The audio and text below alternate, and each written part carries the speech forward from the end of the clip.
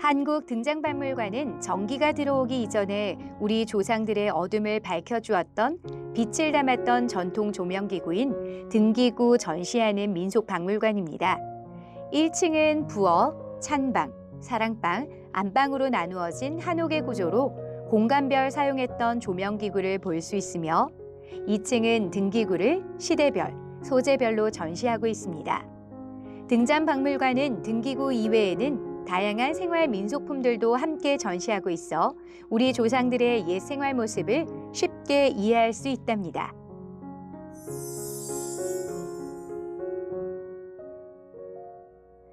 빛은 어두운 세상을 밝혀 무언가를 볼 수 있도록 해줄 뿐만 아니라 수세기에 걸쳐 예술, 과학, 기술 등 여러 분야에서 다양한 형태와 의미로 존재하며 해석되어지고 있습니다.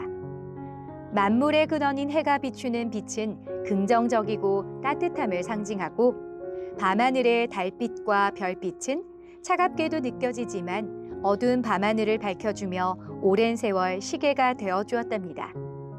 인간이 만들어낸 불빛은 책을 읽는 선비, 바느질하는 어머니의 눈이 되어주며 우리 곁에 존재하곤 했지요.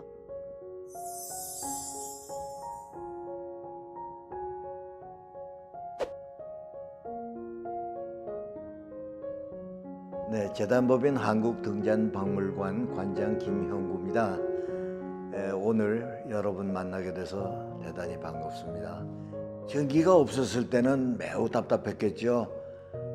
불이 없으면은 아주 답답한 것 중에도 뭐 사물을 볼 수가 없는 거죠. 밤에는 깜깜하게 해가 지고 나면은 햇빛이 없으면 아무것도 볼 수가 없는데, 그래서 불을 밝히면서 뭘 보기 위해서 썼을 것이고, 그 다음에는 굴에서 사니까 난방도 좀 했을 것이고, 그 다음에 음식물을 조리를 해 먹었을 것이고, 또 옆에 동굴하고 통신하는 방법으로도 썼을 것이에요.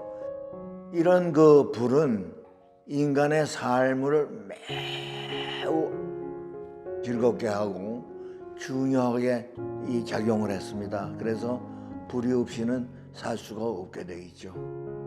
이 사람이 불은 여러 가지 방법으로 얻을 수 있었는데, 자연에서 비교적 쉽게 얻을 수 있는 것이 뭐 반딧불에서 반짝반짝하는 걸 얻어서 그걸 좀 밝게 해서 뭘 좀 보는 데 썼다든가, 동물이나 식물에서 기름을 얻어가지고 그 기름으로 불을 밝히는 이런 것도 있었을 것이고, 그 다음에 모닥불이나 횃불 같은 것을 만들어서 조금 더 밝게 만드는 방법도 있었을 것입니다. 이 불의 발달을 하고 인간의 발달이 아주 같이 갑니다. 그래서 모든 그 과학이 발달되고 하는데 불은 매우 중요한 역할을 했습니다. 이 불들을 이제 실내에 끌어들여서 사람들이 깜깜할 때 서로 가족도 좀 쳐다보고 뭐 바느질도 하고 글도 읽고 이렇게 하기 위해서 좀 변형이 이제 시작이 되죠. 그것이 불을 작게 만들고 이제 기름을 써가면서 이 등불을 만들어서 좀 시간도 오래 끌고 이런 불을 만들기 시작해서 그것들이 오늘날의 등잔이 될 것입니다. 등잔은 여러 가지가 있겠지만 그 나라의 기후라든가 또 그 사는 방법, 어디서 사람들이 생활하고 먹고 자고 어떻게 지내느냐에 따라서 여러 가지 모양과 여러 가지의 용도로 변경이 되어가면서 발전이 됐습니다. 우리나라에는 그 아주 세계에서 하나밖에 없는, 거의 하나밖에 없는 장묘 문화가 생겼는데, 그것이 고인돌 문화예요. 사람이 죽으면은 그걸 묻어놓으면은 그 다음날 맹수들이 와서 다 물어가니까 그 물어가지 못하게 하기 위해서 큰 바위, 납작한 바위를 거기다 덮어놓는 거예요. 그게 고인돌이에요. 그 고인돌을 깨는 기술을 받아가지고 그 다음에 우리나라에는 특별한 또 문화가 생겼는데 그게 뭐냐면 주거 문화예요. 우리나라는 온돌이 생기기 시작했어요. 근데 그 온돌이라는 거는 그 방에다가 고를 만들어서 그 위에다가 구들장이라는 걸 쫙 얹어 놓는데 구들장이라는 거는 그것도 전부 100% 깬 거예요. 전부 채석장에서 깬 거예요. 그것이 언제부터 나오냐면 삼국시대부터 우리나라에는 구들장을 나와가지고 그걸 온돌을 만들었어요. 그 만든 것은 세계적이에요. 우리나라밖에 없어요. 지금도 우리나라는 50층, 60층짜리 아파트도 다 온돌이에요. 땅에 방바닥에서 히팅을 하게 돼요. 그런데 그 온돌이 시작이 되니까 어떻게 되냐면 사람들이 그 온돌 바닥에서 생활을 하는데 앉아서 생활을 하죠. 세계 어디고 전기 들어오기 전에는 불을 썼는데 그 불이라는 게 간장 종지 같이 생긴 그런 종지에다가 각종 기름을 넣어가지고 그거를 전부 전 세계 사람들이 전부 썼어요. 근데 그 종지를 전부 흙으로 빚어서 만들었죠. 그리고 거기에 쓰는 기름은 우리나라나 다 똑같이 식물성 씨앗 기름들, 그 다음에 동물성 기름, 뭐 또 생선 기름 여러 가지를 만들었는데 온돌 방에서 앉아서 살기 시작을 하니까 그 종지를 갖다가 방바닥에다 놓으면은 사람이 거기서 생활을 하는데 불빛의 효율이 없어서 세계에서 우리나라 것만 특별히 그걸 올려놓는 대를 만들었었어요. 그 대라는 거는 밑에는 받침이 있고 그 가운데다 대를 박아가지고 불을 끌어올리는 시스템을 만든 거예요. 그러니까 어느 정도 올리느냐 하면 사람들이 앉은 상태에서 눈높이보다 약간 아래로 내려오게 그걸 끌어올리는데 그게 아주 과학적이에요. 그리고 그런 기구를 만들다 보니까 아름답게 만들기 위해서 별 재료를 사용해서 머리를 써가지고 기가 막히게 만들었어요. 이 등잔대 중에서 가장 많이 남아있는 것이 목재 등잔대입니다. 물과 불에 잘 견디지 못하는 나무의 성질에도 불구하고 목재 등잔대가 가장 많이 남아있다는 것은 그만큼 많이 만들어졌고 돌이나 쇠에 비해 가벼우면서도 단단하고 다루기가 쉬워 등잔대뿐만 아니라 예로부터 다양한 용도의 생활용품으로 만들어졌다는 것을 알 수 있습니다. 동양에서 자연은 인간과 함께 조화를 이루는 상호 유기적 관계로 여겨졌습니다. 우리 조상들이 오랫동안 쌓아온 땅에 대한 깨달음인 풍수사상과 하늘과 땅, 천신과 동물, 산과 나무 등 모든 존재와 더불어 살아가는 삶이 인간을 위하는 길이며 자연을 정복의 대상이 아닌 더불어 살아가는 세계야말로 진정한 인본주의라 말하고 있는 단군 신화를 보면 이해할 수 있지요. 옛사람들의 자연관이 우리 생활에 스며들어 어떻게 조화를 이루었는지 유물을 통해 살펴볼까요?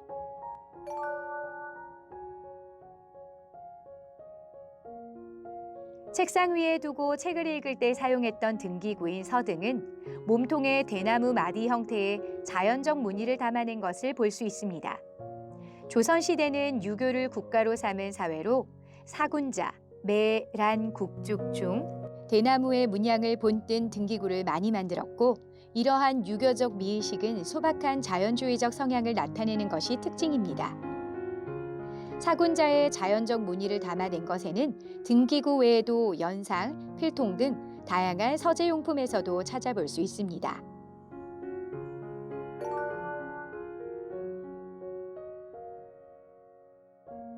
유기촛대 뒤쪽에는 다양한 모양의 판이 있는데 이것을 불후리 또는 화선이라고 부릅니다.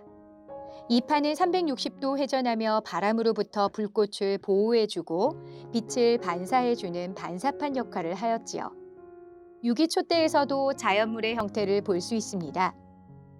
나비는 즐거움과 행복을 상징하며 생활 도구에서 가장 사랑받는 문양으로 안방에 놓이는 병풍, 여인들의 장신구와 가구 등에서 흔히 볼 수 있으며 그 밖에도 해문양과 박쥐, 파초문과 같은 형태의 불호리를 만들어 긍정의 에너지와 복과 행운을 바라는 마음을 담았지요.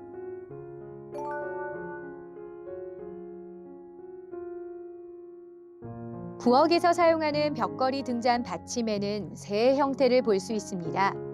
예로부터 새는 많은 의미를 담고 있지요. 아주 오래전부터 새는 풍요의 상징으로 벼농사를 짓는 농부들에게는 비를 몰아주는 농경의 수호신으로 생각되었습니다. 또한 과거에 하늘이란 신비한 것이고 그 하늘을 자유롭게 날아다니는 새 또한 신비한 존재로 여겼답니다. 땅에 사는 사람들은 새가 하늘을 날아 자신들의 소망을 하늘에 전달해 줄 것이라는 생각을 했답니다.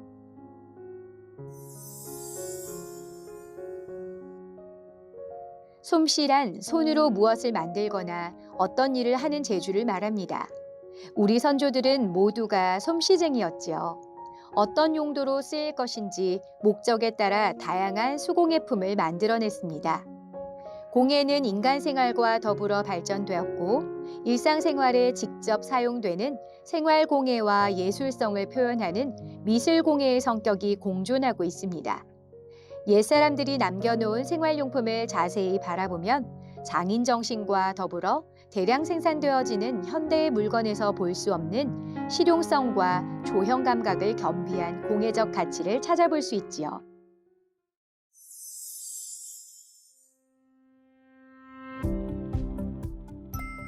네, 우드카빙 작가 송찬혁입니다. 우드카빙이란 생활에서에 쓰이는 조각을 의미합니다.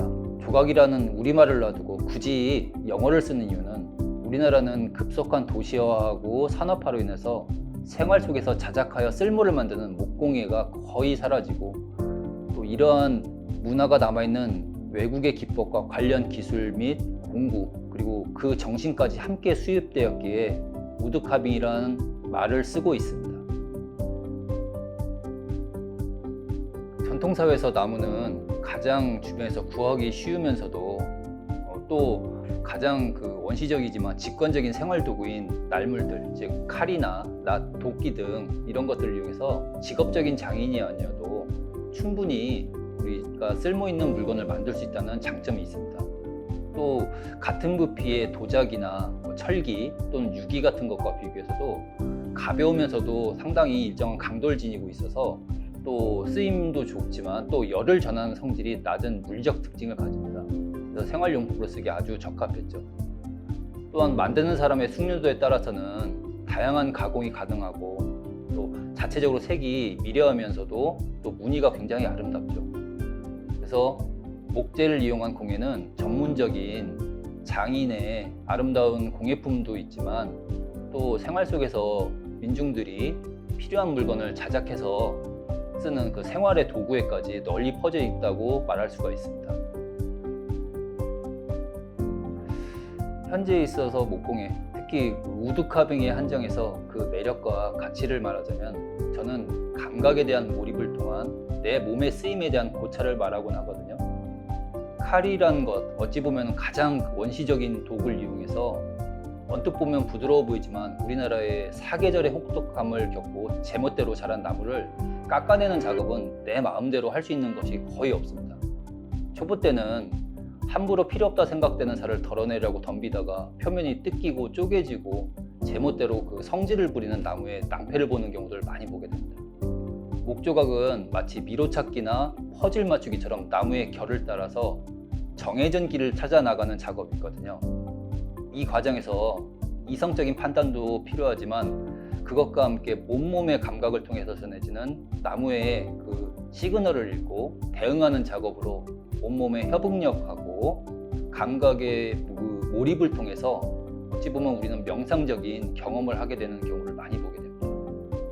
이것이 우리가 고도로 발달한 현대사회에서도 우드카빙을 하는 가치라 할 수 있습니다. 공예란 심미적인 가치도 있지만 기본적으로 필요하고 쓸모에 의해서 만들어진 것이라고 볼 수 있습니다.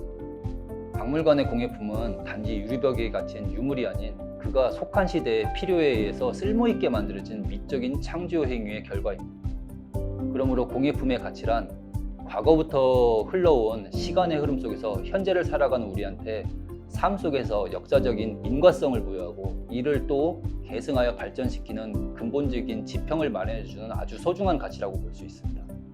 따라서 우리는 우리의 무의식에 각인된 신미성의 근원이 무엇인가를 발견하고 이를 현대적 감각으로 쓸모있는 사물을 창조하고 사용하여 또 감상하는 능동적인 주체로서 자신을 돌아보게 하는 의미를 가진다 할 수 있습니다.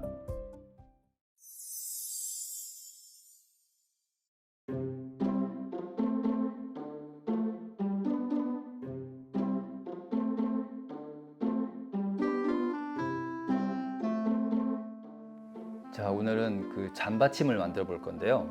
이런 그 방사 형태로 꽃의 문양 같은 것들이 들어가게 될 겁니다. 그래서 칼을 쥐고 쓰는 법에 대해서 배우시게 될 거고요, 처음에. 그리고 이런 문양을 내기 위해 패턴을 내기 위해서는 어떻게 준비를 해야지 될 것인가. 이게 패턴이라는 게 하다 보면은 자꾸 안에서 패턴의 방향이라든가 이런 것들이 엉기고 안 이뻐지는 경우들이 있거든요. 그럴 때 어떻게 해야 되는지 좀 알게 될 거고요. 그리고 마무리해서 잔을 위에 올려놓는 것까지 아마 진행이 되게 될 겁니다. 칼을 쥐는 방법들이 요즘에 뭐 유튜브 같은 데서 보면은 굉장히 잘못된 방법들로 알려주는 경우들이 있어요. 칼은 전통적으로 동양의 이런 조각도는 쥐는 방법이 기본적으로 OK 형태로 이렇게 만들어서 칼을 이렇게 말아줍니다. 그래서 중지 부분이 이렇게 잡는 형태예요. 그래서 왼손이 중요한데 여기서 왼손이 항상 칼 중지하고 바로 옆에 부분에 이런 식으로 돼서 여기서 움직이게 됩니다. 이 이유는 칼이라는 게 그냥 쓰게 되면은 어릴 때 그런 경험들을 해보셨을 거예요. 그 고무판화나 이런 거 학교에서 하다가 막 하다가 손 베이고 막 이런 친구들 많이 있는데 그게 왼손이 칼이 움직이는 방향에 자신의 왼손이 앞에 있으면 안 돼요, 절대. 그래서 이렇게 받쳐주는 역할은 안전을 위해서 하는 경우도 있고 또 하나는 이게 칼이 제멋대로 가려는 성질들이 있어요, 어쩔 때는. 왜냐하면은 칼자국들이 높아지고 낮아지고 하면서 지 멋대로 이걸 타고 다니거든요. 그럴 때 가이드 역할도 해줍니다. 그리고 또 하나 칼을 움직일 때는 사람의 몸도 그렇지만 직선으로 움직이는 것 같아도 실제로는 곡선적인 움직임, 즉 레버리지 동작이나 피벗 동작들을 움직이는 경우도 있는데 거기서 얘는 축의 역할을 해줍니다. 즉 여기서 회전을 시키거나 여기서 떠지는 받침대의 역할을 해주게 돼요. 그래서 굉장히 많은 역할을 해주는 게 왼손 엄지입니다. 물론 왼손잡이 같으면 오른손 엄지가 되겠죠. 그래서 칼 지지하는 반대쪽 손이 굉장히 중요하다는 거. 또 하나 칼을 쥐었을 때 이렇게 말아주는 경우들도 있어요. 강하지도 않고 손이 밑으로 내려가기 때문에 각도에 제한이 생겨요. 이미 고정되어 있는 것들이 있기 때문에. 그래서 이런 식으로 이게 처음에 좀 잡기 힘든데 중요한 건 손이 밑으로 내려가지 않게 잡는 거죠.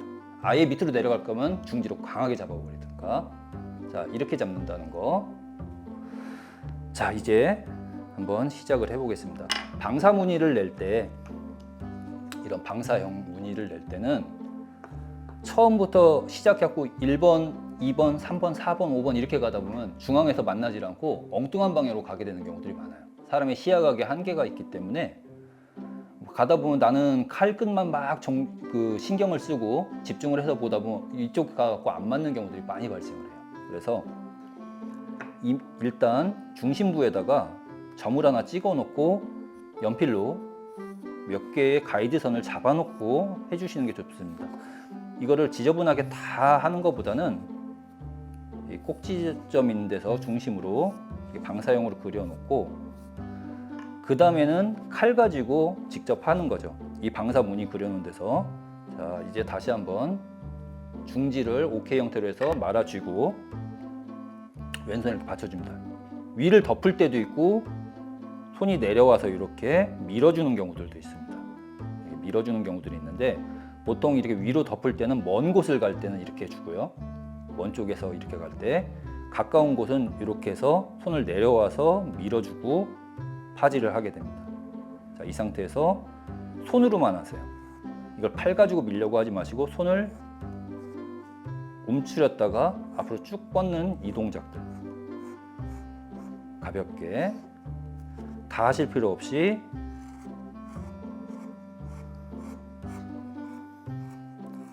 가이드선을 따라서 이렇게 해주면 됩니다.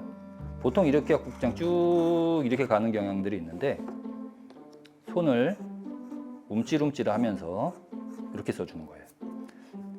그리고 지금 5개의 가이드선이 잡혀 있는데 요 사이에 그 가이드선과 중앙에서 또 가주세요.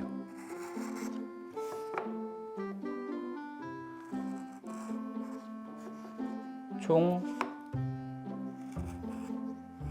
10개 정도가 나오겠죠. 5개의 꽃잎이 있으니까 이렇게 사이에들 넣어서 해주셔도 돼요.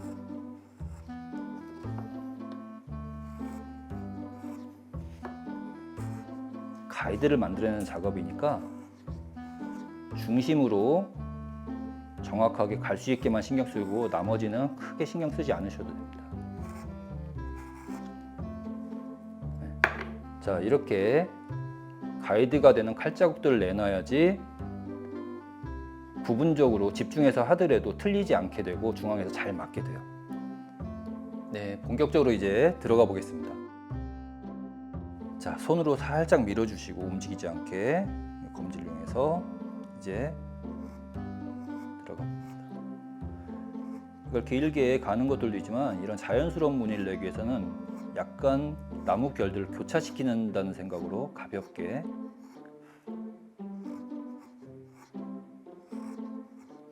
주변에 가이드들이 있기 때문에 가이드들 사이에 방향들이 설정이 이미 되어 있어요. 그래서 크게 틀리지 않습니다.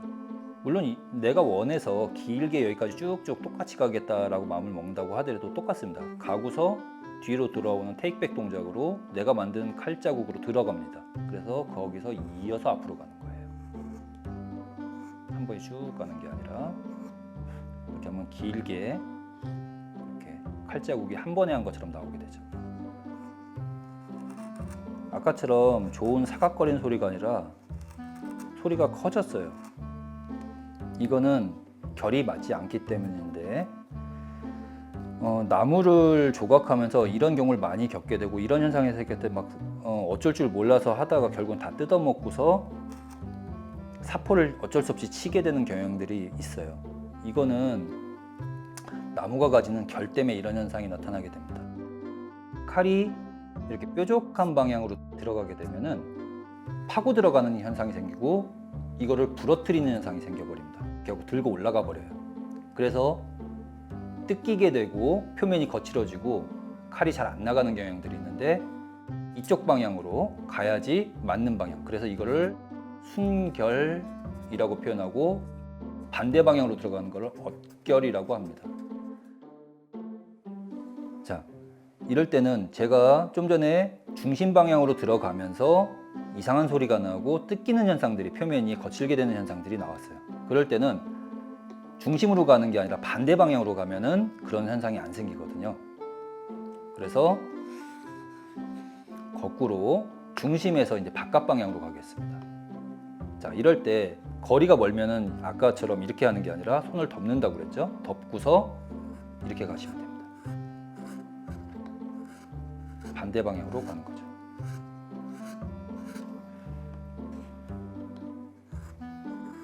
자, 이렇게 해서 이런 앞에 그런 작업들을 과정을 거쳐서 이제 전체적으로 칼자국들이 많이 됐는데 이제 마무리를 하면서는 칼의 자국이 엉겨 있거나 이런 곳들을 찾고 내가 스스로 이제 좋은 느낌을 찾아야겠죠. 나는 약간 방사형의 자연스러운 문양을 원한다 그러면은 그런 것들에서 너무 길게 가는 터치들이 있다라고 그러면 그런 사이를 끊어줘서 자연스러운 느낌을 만들어준다든지 또 나는 그냥 길게 쭉쭉 가서 정확한 방사형의 문양들을 내주겠다. 예를 들면은 이런 것들이 되겠죠. 이렇게 정확하게 맞아 들어가는 거. 근데 그런 것들을 추구한다 그러면은 그런 자리에서 흔들리거나 방향이 엇나간 것들을 잡아주는 것들을 해주시는 과정, 즉 마무리 과정이라고 볼 수가 있습니다. 이렇게 해서 칼질이 끝났습니다. 자, 키트 구성해 보시면 이렇게 사포가 한 장이 들어있는데요. 사포 같은 경우 저는 개인적으로는 사포를 거의 쓰질 않습니다. 그런데 초심자분들은 그 나무가 뜯기는 현상이라든가 이런 게 생길 수도 있고 실수를 할 수가 있기 때문에 그 사포를 조금 쓰시는 거는 무방해요. 근데 다만 그 칼이 기본이 되고 칼로 잘 하려고 하시고 부분적으로 필요한 곳에서 사포를 쓰신다고 생각하시고 우리가 하면 되거든요. 일단 표면 같은 경우에는 우리가 일부러 이런 문양을 낸 거기 때문에 이거를 다 갈아 없앤다기보다는 가볍게 쳐주시게 되면은 처음엔 잘 안 보였지만 사포가 이렇게 갈리면서 산 정상에 있는 것들이 살짝 깎이면서 그 무늬가 더 도드라지게 보이게 돼요. 그러면서 내가 실수한 것이라든지 또 실수라기보다는 어떤 자연스럽지 못한 것들이 있다. 여기는 조금 너무 길게 가고 주변이랑 잘 안 어울리네. 반대로 여긴 너무 짧은 것들이 많았고 주변 것들이랑 안 어울리네. 이런 것들도 있을 수 있겠죠. 그런 목적으로. 근데 이걸 막 해가지고 이걸 없애버리는 건 아무런 의미가 없겠죠.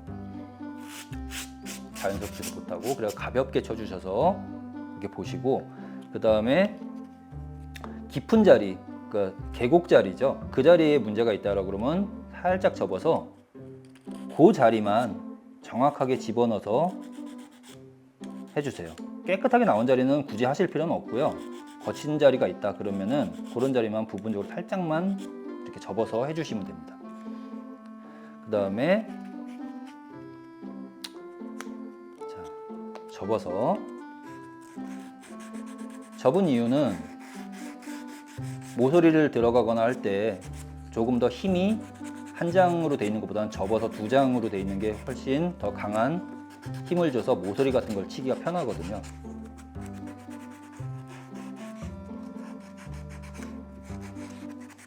특히 잘라내면서 생긴 톱 자국이라든가 이런 것들이 있으면은 그런 것들 모서리 위주로 이렇게 접어서 해주시면 되겠습니다.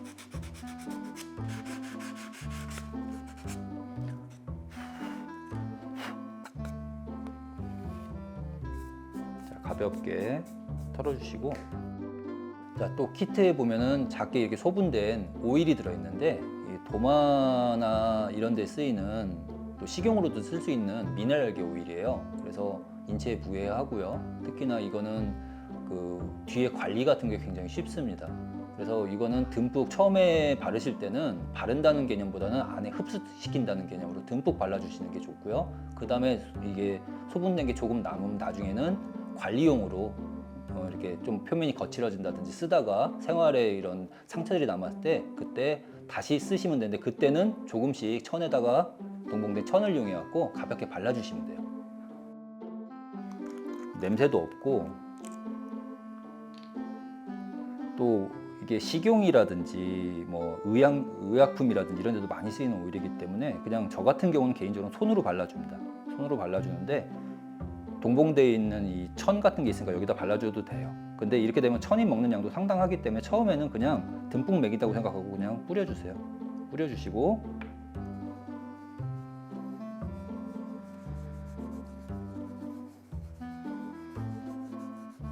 나무라는 게 처음에는 공극들이, 즉 물과 양분들이 지나가는 길들이 다 열려 있기 때문에 아무것도 차 있지 않고 지금 말라 있는 나무는 오일을 많이 먹게 돼요. 그러니까 천으로 바르게 되면 잘 안 먹게 되고, 특히나 이렇게 문양이 있는 경우는 안에까지 흡수시키기가 힘드니까 뿌려서 손으로 가볍게 펼쳐만 준다는 기분으로 해서 충분히 먹여주세요. 충분히 먹여주시고 반대쪽도 마찬가지로 그런 식으로 해주시면 됩니다. 처음에는 많이 먹기 때문에 이렇게 뿌리듯이 하는 게 좋고요. 오일을 바르게 되면 색도 선명해지고 또 습기라든가 이런 거에 굉장히 강해지게 되겠죠.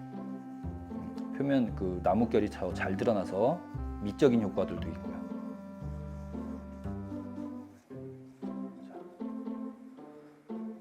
이런 식으로 해서 잔받침이 완성되었습니다. 자, 이렇게 해서 우리가 잔받침이 완성이 되었어요. 이런 칼과 순수하게 나무 하나만 가지고 사각사각거리는 소리 들으면서 했던 기분이 상당히 좋으셨을 거예요. 그리고 하면서 굉장히 몰입되는 집중감을 느끼셨을 거고요. 그래서 여기서 그 그런 재미들, 내가 어떤 감각에 집중을 하고 또 그 감각의 집중 시간이 끝난 다음에 나오는 아름다운 문물을 즐길 수 있는 시간이 되었으면 좋겠습니다.